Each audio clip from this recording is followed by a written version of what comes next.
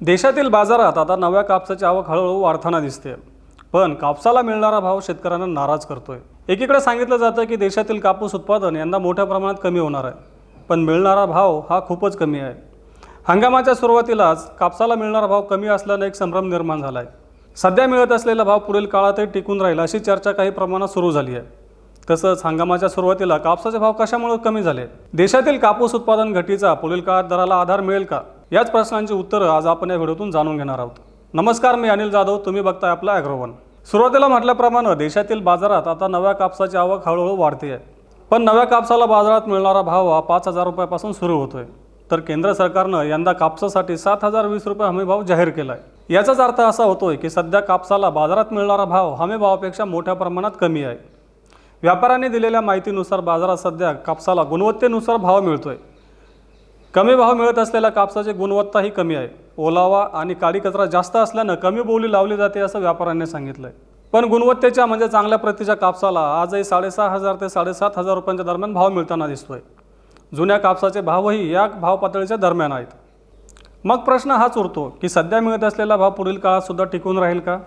तर cotton association of इंडियाचे अध्यक्ष अतुल गनात्रा यांनी सांगितलं की देशातील शेतकरी चांगल्या भावाच्या अपेक्षेनं कापूस मागे ठेवतात, त्यामुळे कापसाचे भाव बाजारात टिकून राहण्यास मदत होते।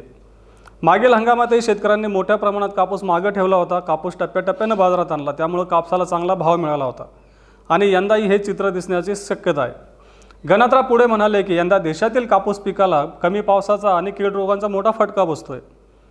यंदाच्या हंगामात आपण पाहिलं की सुरुवातीपासूनच पाऊस कमी राहिला, तसंच पावसाचं वितरणसुद्धा असमान होतं।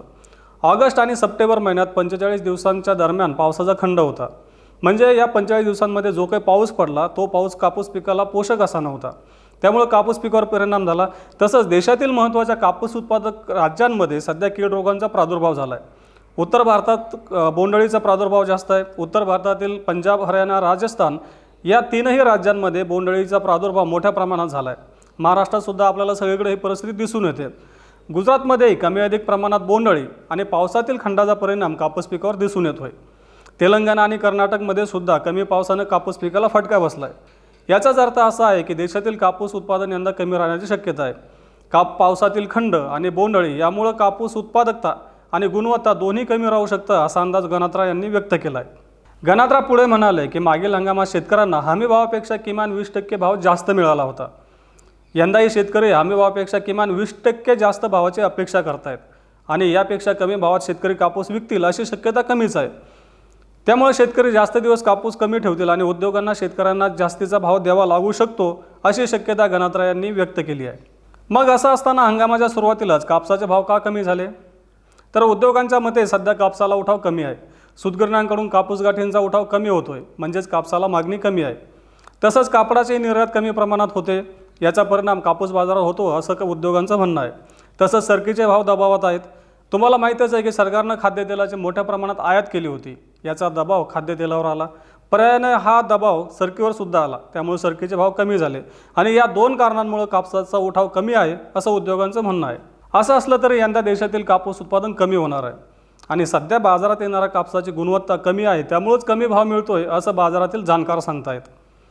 एकदा कापसातील ओलावा कमी झाला आणि चांगल्या प्रतीचा कापूस बाजारात यायला लागला तर कापसाच्या भावात सुधारणा होऊ शकते असाही अंदाज जाणकारांनी व्यक्त केला आहे। जाणकारांच्या म्हणण्यानुसार आताही बाजारामध्ये चांगल्या गुणवत्तेच्या नव्या आणि जुन्या कापसाला 7,500 पर्यंत भाव मिळतोय, त्यामुळे शेतकऱ्यांनी पॅनिक होण्याची गरज नाही आहे। USDAच्या म्हणण्यानुसार जागतिक कापूस उत्पादन आणि वापर दोन्ही यंदा कमी राहण्याची शक्यता आहे, पण वापरापेक्षा उत्पादनातील घट ही जास्त असणार आहे। त्यामुळे साहजिकच येणाऱ्या काळामध्ये कापसाला चांगला उठाव मिळू शकतो। सध्या बाजारात कमी भाव मिळत असला तरी शेतकऱ्यांनी पॅनिक होऊ नये। सध्या देशातील कापूस वापर, उत्पादन आणि निर्यातीचे आकडे स्पष्ट नाही आहेत। ह्या महिन्याच्या शेवटी देशातील कापूस उत्पादन आणि निर्यात तसंच वापर याचे आकडे स्पष्ट होऊ शकतात, म्हणजे याचे अंदाज येऊ शकतात। त्यामुळे या महिन्याच्या शेवटी हे चित्र स्पष्ट झाल्यानंतर एक बाजाराची दिशा सुद्धा स्पष्ट होऊ शकते। त्यामुळे शेतकऱ्यांनी सध्याच्या परिस्थितीमध्ये जास्त ओलावा असलेला किंवा कमी भाव मिळत असेल तर कापूस विक्री करण्याची घाई न केलेलीच बरी असं आवाहन जाणकारांनी केलं आहे। हा होता सध्या बाजारात निर्माण झालेल्या 3 महत्त्वाच्या प्रश्नांचा आढावा। आम्ही रोज सायंकाळी 8 वाजता मार्केट इंटेलिजन्स या सेगमेंटमधून कापूस बाजार आणि इतर शेतीमाल बाजाराविषयीची माहिती देत असतो। तुम्हालाही कापूस बाजाराविषयी आणखी काही प्रश्न असतील किंवा समस्या असतील तर आम्हाला कमेंट बॉक्समध्ये नक्की कळवा। आणि हा व्हिडिओ जास्तीत जास्त शेतकऱ्यांपर्यंत पोहोचवण्यासाठी लाईक आणि शेअर करायला विसरू नका.